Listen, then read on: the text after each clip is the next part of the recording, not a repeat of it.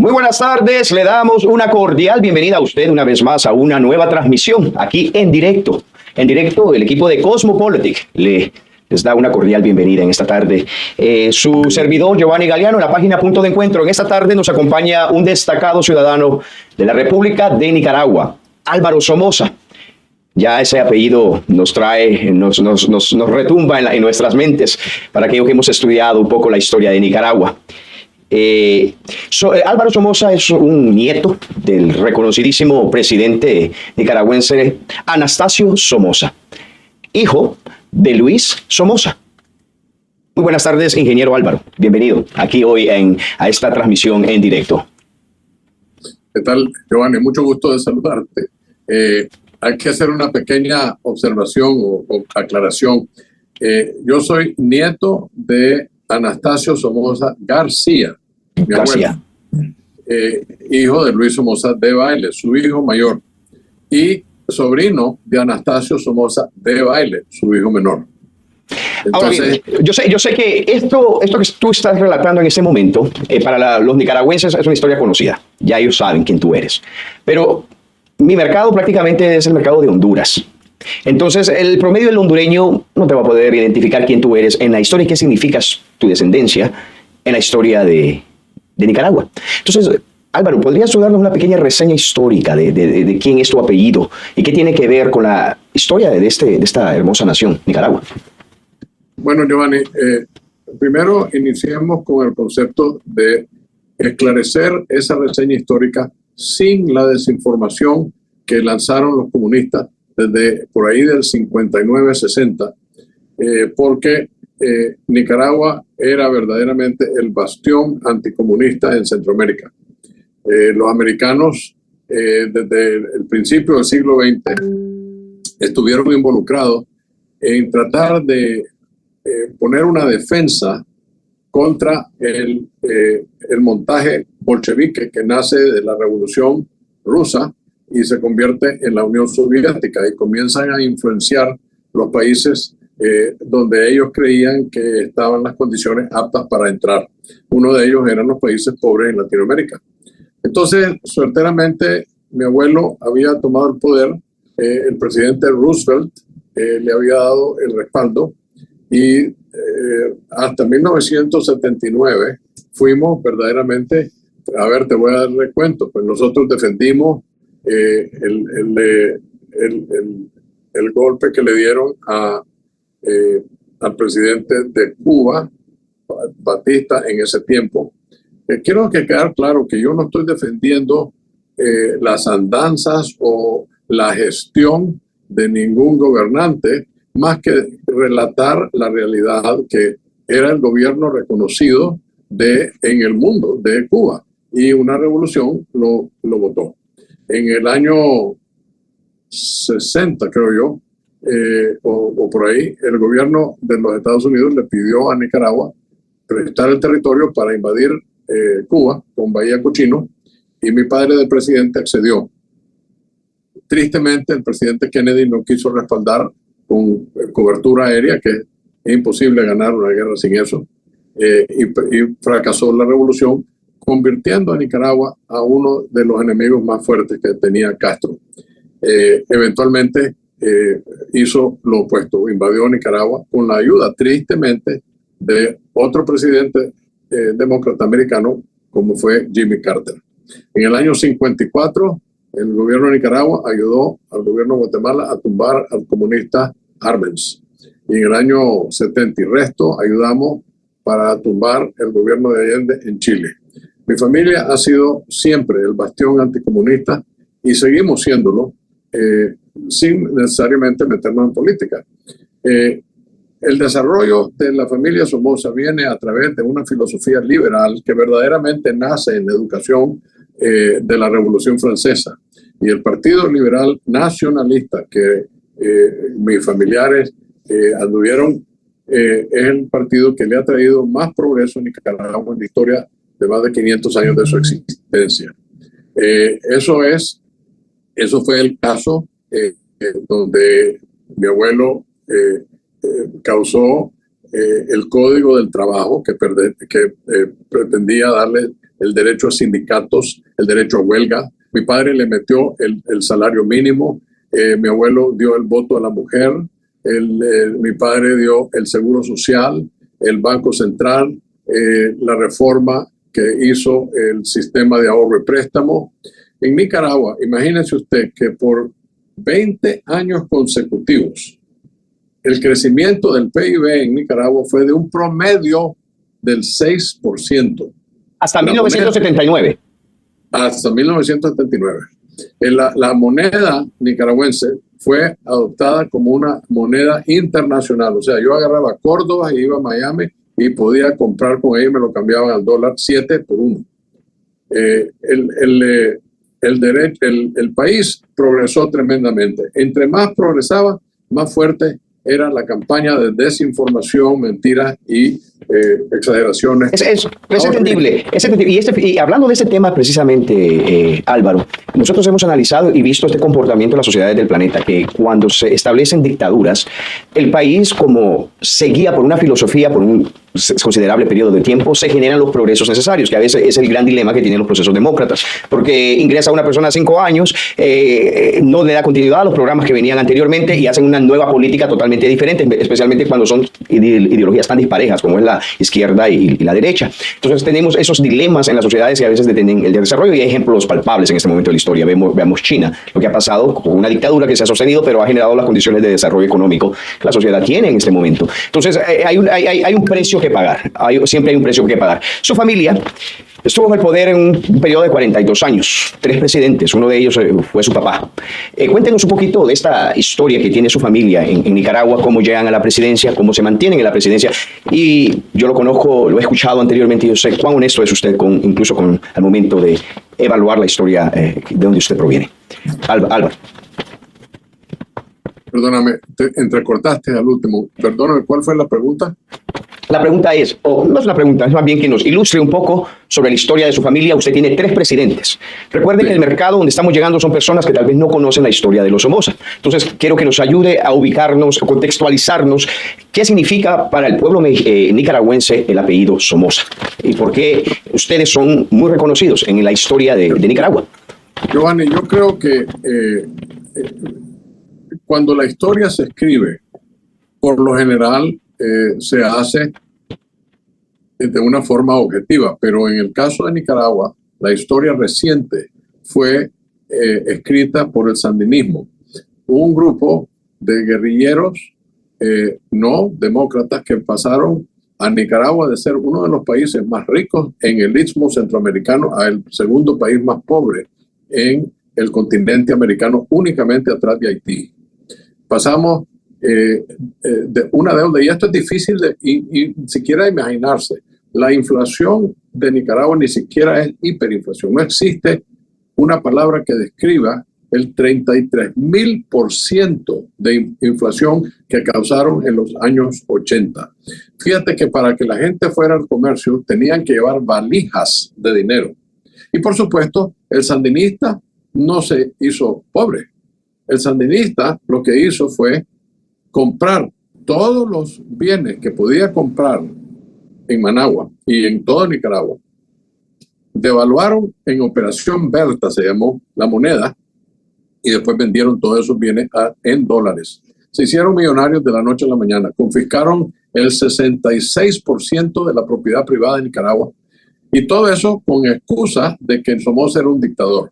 Bueno, yo soy el primero en decir que en los más de 50 años del Partido Liberal, donde hubieron 7 presidentes, de los cuales 3 fueron Somoza, de vuelta, más de 50 años, el Partido Liberal hizo más adelantos que nada en la historia del país. Sin embargo, a medida que el nombre Somoza fue popularizándose, los comunistas más duros le metieron la propaganda y por supuesto hubo errores enormes, y todos los 3 Somoza fueron culpables de muchos de ellos.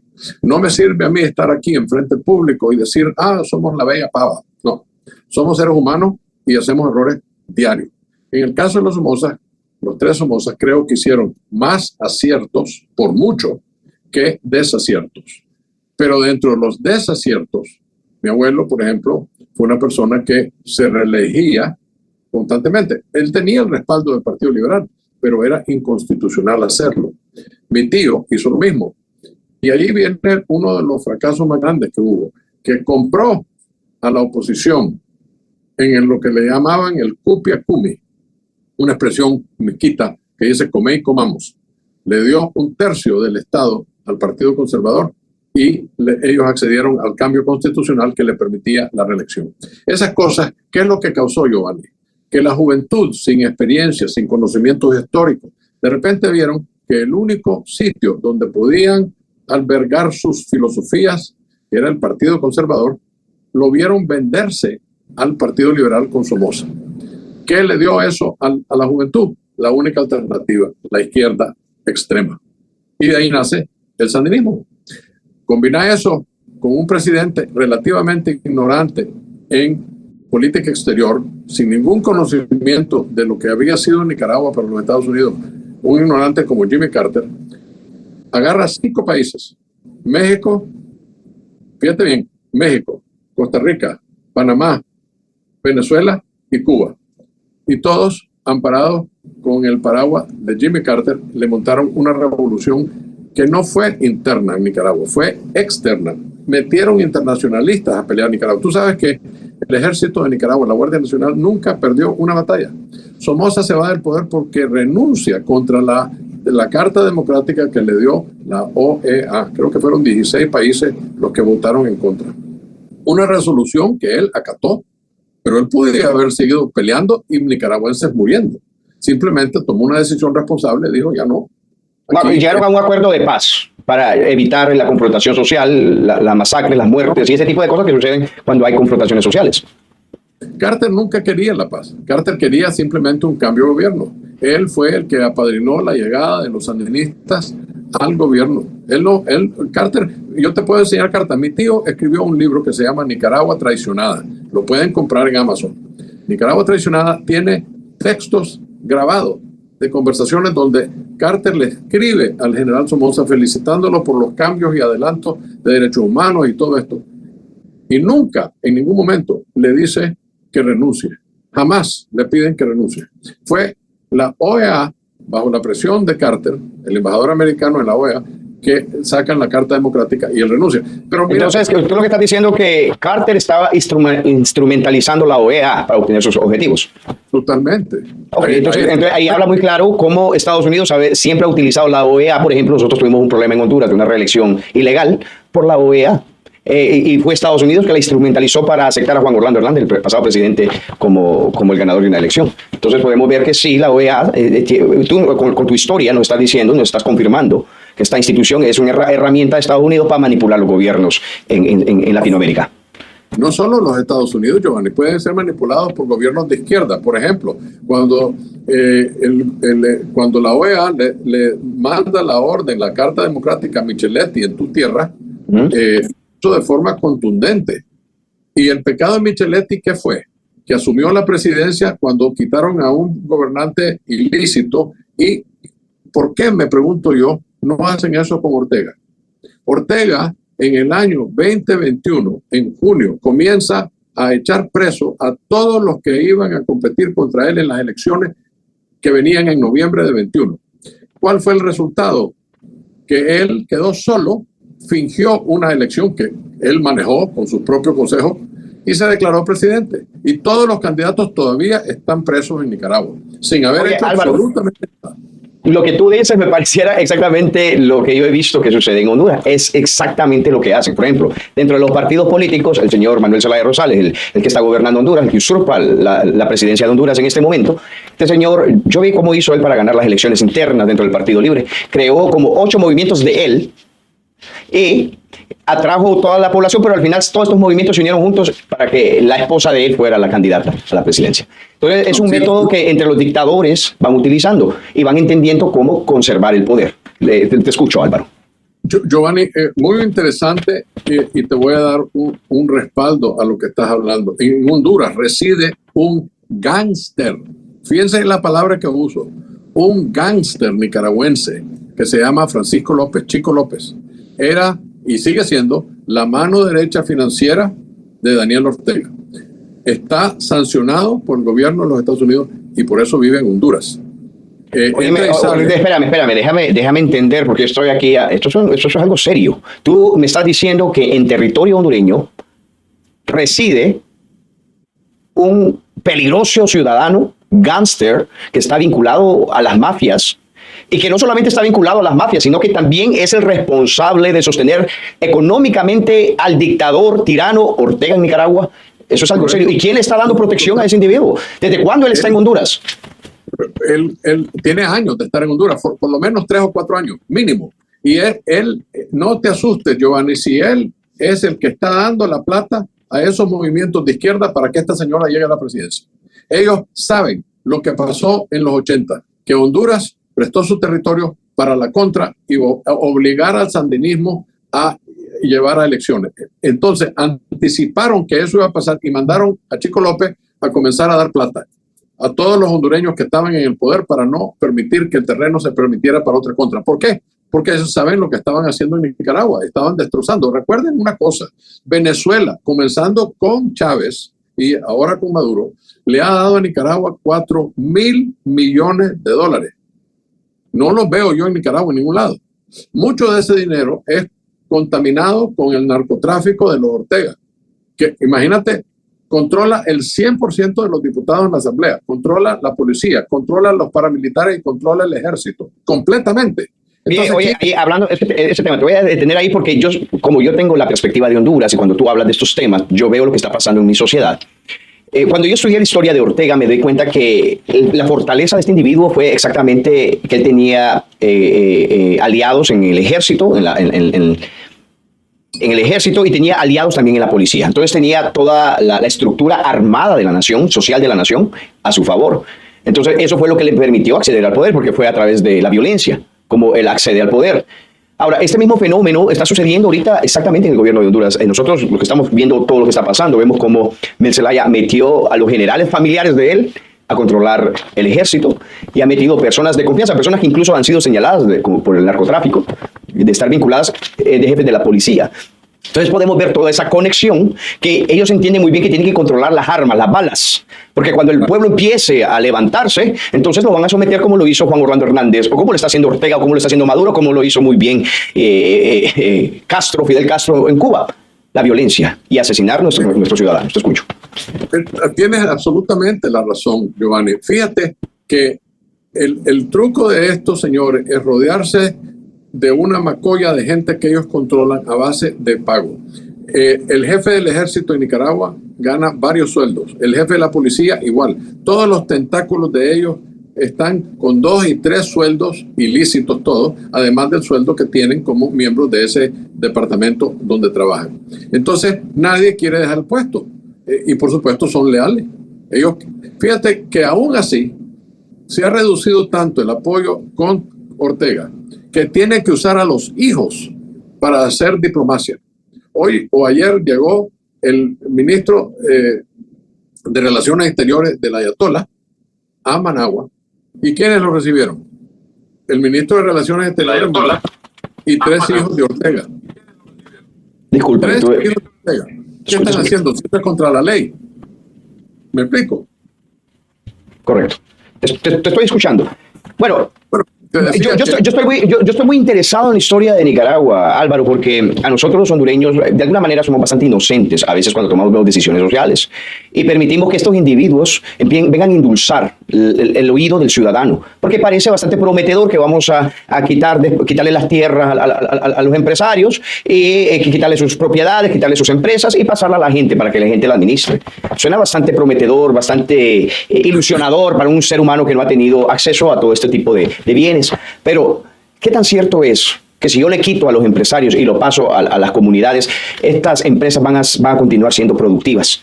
En tu experiencia, Álvaro, ¿qué has visto tú en experiencia en Nicaragua? ¿Qué sucedió cuando ese 65% que tú me dices que desprópiese, como decía Chávez, llegó a Nicaragua?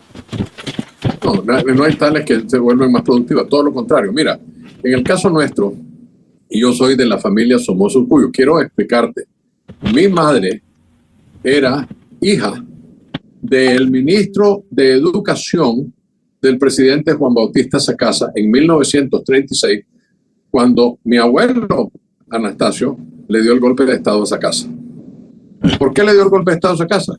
Porque el bandolero Sandino tenía toda la frontera con Honduras del río Coco controlada a través de sus bandoleros y le quitaba tierras y riquezas a los que estaban ahí. Y esa casa ya no sabía cómo lidiar con Sandino. Entonces estaba dispuesto de dividir la nación en lo que se llamaba las Segovias al norte y Nicaragua al sur.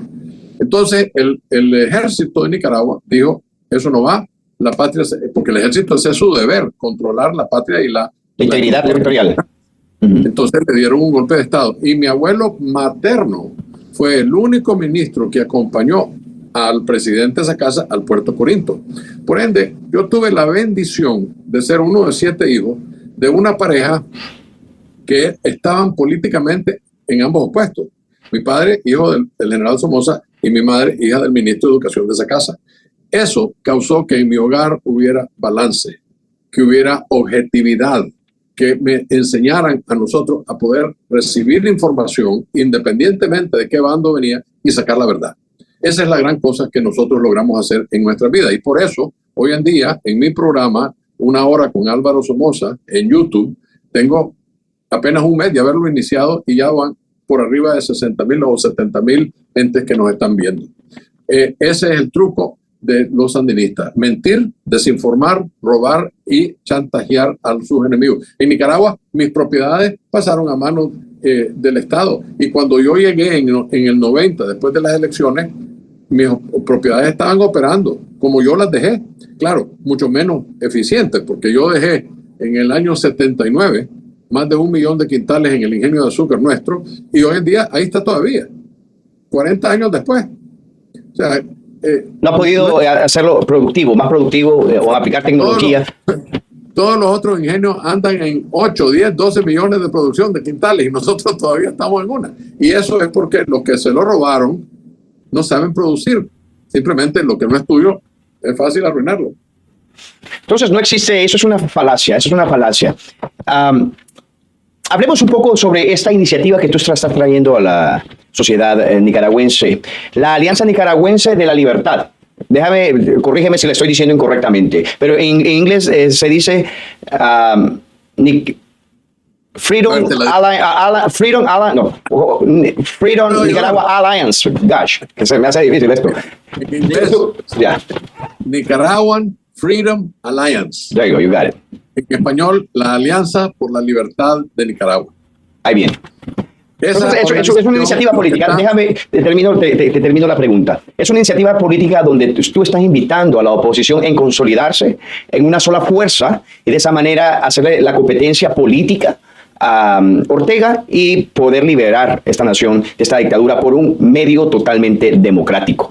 Pues sí, déjanos, infórmanos qué es esta propuesta política que tú estás trayendo a la sociedad nicaragüense. Esa es la intención filosófica: unir todas las organizaciones de oposición y unir a todos los nicaragüenses que desean unirse a un movimiento democrático que quiere la resolución del problema en términos políticos y pacíficos. Pero también reconocemos que el gobierno sandinista simplemente no están dispuestos a negociar su salida, no están dispuestos a soltar a los presos políticos. Entonces va a tener que existir una faceta militar mano a mano con la faceta política. Desafortunadamente, esta la vamos a tener que pagar nosotros, no la va a pagar Mr. Ronald Reagan como hizo con la Contra. Pero los sandinistas tampoco están tan fuertes ni tan populares como estuvieron en los años 80. Ahora van a caer fácilmente. Todo es cuestión de organizarnos, pero que van a caer, van a caer. La razón que yo les advierto a mis compatriotas y amigos hondureños, que tengan vigilancia, que no crean todo el cuento que le cuentan los izquierdistas, porque es mentira. El tal cuento de que están por el pueblo y intereses del pueblo, eso no es cierto. Los Ortega no tenían un centavo, un centavo, cuando llegaron en el año 79 en Nicaragua, y ahora son las personas más ricas del país. Tienen arriba de $1,000 millones a su nombre, escondidos en bancos de papel en el Caribe, en Europa, en todos lados. Esa gente es corrupta, y ese es el problema, uno de los problemas más grandes de nuestras sociedades, la corrupción. porque por la corrupción el jefe de la policía se presta para 2 sueldos o 3 sueldos, el jefe del Banco Central, el jefe de las exportaciones, el jefe del ejército, todas esas personas están corruptas. Y aunque no comulgan con la filosofía sandinista, reciben el pan de todos los días. Y ahí está uno de los problemas. ¿Tú sabes cuál fue una de las cosas más inmediatas que hizo el Frente Sandinista? Removieron la clase, la obligación de estudiar moral y cívica en las escuelas de Nicaragua. ¿En cuánto tomaron el poder? Se acabó la clase de moral y cívica. Entonces, después de 40 años de andar en la degeneración, va a tener un efecto en la sociedad. Muy bien. Corrupción, hablamos de corrupción, pero esta característica de corrupción no es exclusiva de los gobiernos de izquierda. En Latinoamérica estamos inundados de corruptos por todos lados, como gobiernos de derecha, como gobiernos de izquierda. No vengamos a decir, bueno, son de izquierda, son corruptos. Aquí tenemos cuántas cantidades de presidentes, y es una de las razones por las que se ha analizado, según los expertos en estos temas, expertos en política, de por qué muchos gobiernos de Latinoamérica en este momento son izquierda, porque la sociedad no ha visto otra alternativa para liberarse de unos corruptos, entonces le dan el poder a otros corruptos. Y en ese juego hemos venido la sociedad de Latinoamérica, por eso no salimos de ese retraso y esa falta de progreso. Entonces, ¿qué hacemos? ¿Qué hacemos? Porque sí estamos hablando de corrupción, pero ¿cómo resolvemos? Porque eso trasciende a las ideologías políticas o visiones de construcción de una sociedad. Giovanni, le diste al clavo en la propia cabeza, con los ojos cerrados. ¡Bum! Exactamente lo que es. La derecha es tan culpable de los problemas como la izquierda. La izquierda ejecuta en las torturas y las barbaries de derechos humanos, pero la derecha es culpable de causar tal corrupción que el pueblo no tiene otra alternativa más que ir a buscar. Comenzó con mi tío, el Cupia Cumi que hizo el general Somoza fue un acto de corrupción. ¿Qué hizo el pueblo? Se fue a la extrema izquierda. En Nicaragua, ¿qué hizo los gobiernos de Toño Lacayo en el 90, de Arnoldo Alemán en el 2007 y don Enrique Bolaño? Todos tuvieron actos de corrupción. Yo no te estoy diciendo que Ortega ganó legítimamente, no, tampoco así. Yo fui asesor político del candidato o de los candidatos José Antonio Alvarado de vicepresidente y José Rizo para presidente en la campaña de 2006. Yo todavía no he visto el 12% de los votos que entraron en esa elección. ¿Por qué? Porque ese 12%, Giovanni, es lo que le llamábamos en Nicaragua el voto duro liberal, el que venía de tierra adentro, allá por Honduras, de Cabo Gracias a Dios para abajo. Ese voto venía casi 12 horas tarde, porque viene de tan largo, en esos lugares no hay comunicaciones eléctricas, entonces había que traer las cajas con las boletas, y eso no lo dejaron entrar para que Ortega ganara. Bueno, los métodos, cómo se ganan las elecciones, yo ya me los aprendí, he visto cómo lo ha hecho Mel Zelaya en Honduras, es extraordinaria la habilidad, y es bien triste, porque yo estoy hablando de un político oligarca de Honduras tradicional, no es un político nuevo ni nada, por eso es que yo me extraña que este individuo se identifique con la izquierda. Yo creo que solo es una instrumentalización que hace él de esta filosofía, y que es bastante vendible, especialmente en la juventud. Pero los métodos vienen siendo los mismos, cómo ellos operan. Son las mismas cosas que ellos, cómo hacen los fraudes, cómo engañan a las sociedades.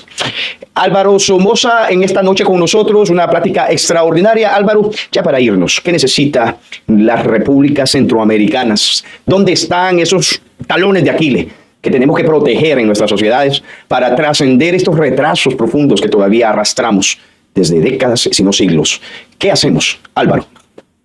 Bueno, es difícil darte una solución a un problema que es regional. Cada país tiene sus problemas, pero el problema principal que tenemos es la influencia ilegal, injusta y corrupta del narcotráfico en los gobiernos de izquierda. No nos damos ni cuenta de las cantidades de millones de dólares que trascienden en estos países. Hay pistas secretas donde aterrizan aviones diarios llenos de drogas. En Nicaragua pasan cada cubano o cada venezolano o cada extranjero que entra a Nicaragua con miras de irse a los Estados Unidos paga $6,000 que va directo al bolsillo de los Ortega.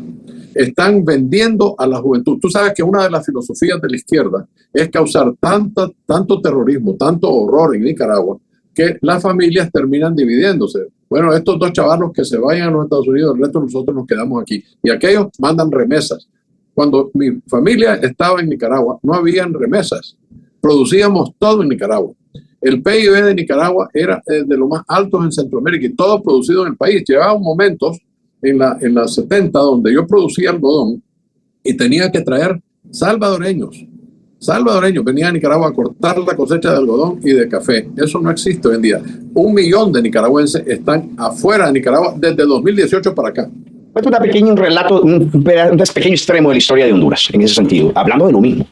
No sé, yo siento que nuestras naciones tuvieron momentos de gloria en el pasado, porque nosotros tuvimos, cuando llega la Revolución Verde a Honduras, tenemos todo el valle de Catacamas, todo el valle de Azacualpa, hay muchos valles en Honduras que empezaron a producir.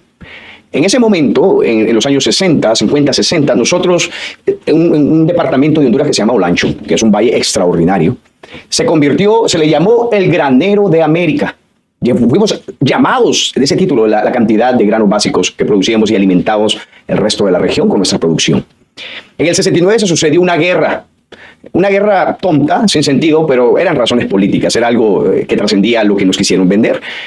Esta guerra se sucede entre Salvador y Honduras y se genera ese odio entre las sociedades que en ese momento el valle de allí en Olancho estaba siendo controlado por los salvadoreños. Los salvadoreños habían llegado a comprar tierras y estaban produciendo las tierras hondureñas, creando de Honduras el granero de Centroamérica.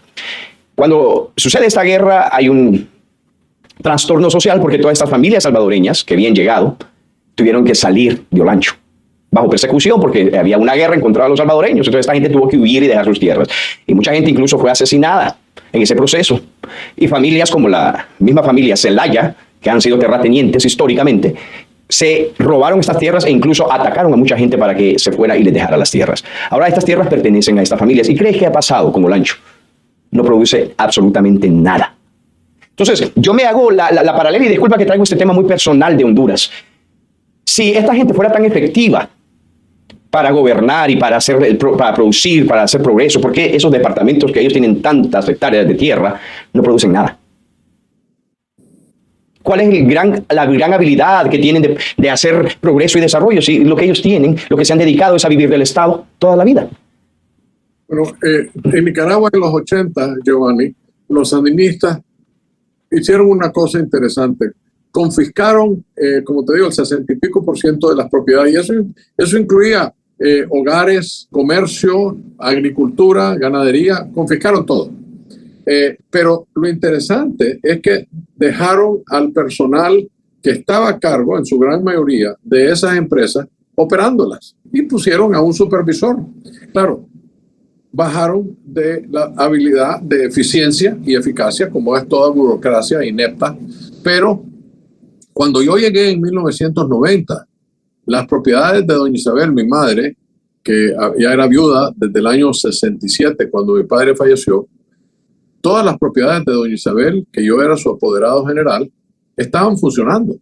¿Qué sucede? Aquí vienen los problemas que tenemos que reconocer para que no... Tú sabes que un doctor, cuando ve a un paciente, tiene que diagnosticar la enfermedad correctamente o vas a matar al paciente con una medicina inapropiada. Pues en Nicaragua, el gobierno de doña Violeta, que verdaderamente ella era una figura, el verdadero presidente era Antonio Lacayo Yanguren, su yerno. Y ese señor hizo el grave error de politiquear con la justicia. A mí no me permitió reclamar mis bienes porque yo era Somoza. Me lo dijo en mi cara. Vos sos Somoza y vas a pagar justos por pecadores. En mi cara. Entonces, mis propiedades, ¿qué hizo don Antonio Lacayo? Las privatizó, ¿verdad? Privatizó a sus amigos políticos. Yo ya no estoy peleando con el gobierno de Nicaragua, yo estoy peleando con los ladrones que agarraron propiedades que estaban siendo solicitadas en retorno a sus legítimos dueños y las privatizaron. O sea, hubo un acto fraudulento en el gobierno de Toño Lacayo. Y por eso mis negociaciones son con los piñateros, que le decimos nosotros. Interesante tema ese cuando tú utilizaste una frase que me ha encantado. Politizar la justicia. Y es exactamente lo que está pasando ahorita. Estamos eligiendo la Corte Suprema de Justicia en Honduras. El 10 de febrero tiene que haber humo blanco, tiene que haber. Y eso es lo que está sucediendo en Honduras. Ya se habla que una persona ligada a Mel Zelaya va a ser la presidenta de la Corte. Ya está negociado eso. Así es como se hacen las cosas en nuestros países. Y es allí cuando yo digo, ¿por qué no tomamos ejemplos como Estados Unidos, cómo se eligen las cortes en Estados Unidos? O en otras sociedades que tienen justicias más productivas, que tienen justicias más eficientes. ¿Por qué tenemos que seguir repitiendo los mismos errores como sociedades y no permitimos que nuevos pensamientos, nuevos procesos, nuevas maneras, nuevos métodos, mecanismos de manejar nuestras sociedades se puedan desarrollar? Y alguien aparece con una idea, lo mandan a matar. Eso es lo que pasa en nuestras sociedades, porque estos oligarcas que quieren solo mantener ellos en el poder. Álvaro Somoza, muchas gracias por este tiempo que tú nos has ofrecido. Entiendo que has tenido una agenda bastante apretada, pero todavía hiciste tu última mía, le echaste energía y muchas gracias por la información que nos has brindado en esta tarde. Muchísimas gracias, te agradezco mucho haber estado aquí, conocernos, nos hemos caído bien, así que en el futuro espero que nos volvamos a ver. Mi cariño y mis mejores deseos y bendiciones al pueblo hondureño, a quien yo respeto y quiero tanto. Por muchos años he tenido relaciones con Honduras y le deseo lo mejor para salir de esos sátrapas que tienen ahorita en el gobierno. Bendiciones a todos. Muchas gracias. Muchas gracias. Gracias a ustedes. No nos dejen de compartir y de seguirnos en Cosmopolitic, en YouTube, como en TikTok, Instagram. Búsquenos y ahí nos va a encontrar. Un abrazo para todos ustedes. Tengan muy buenas noches. Muchas gracias, Giovanni. Saludos. Muchas gracias a ti, Álvaro.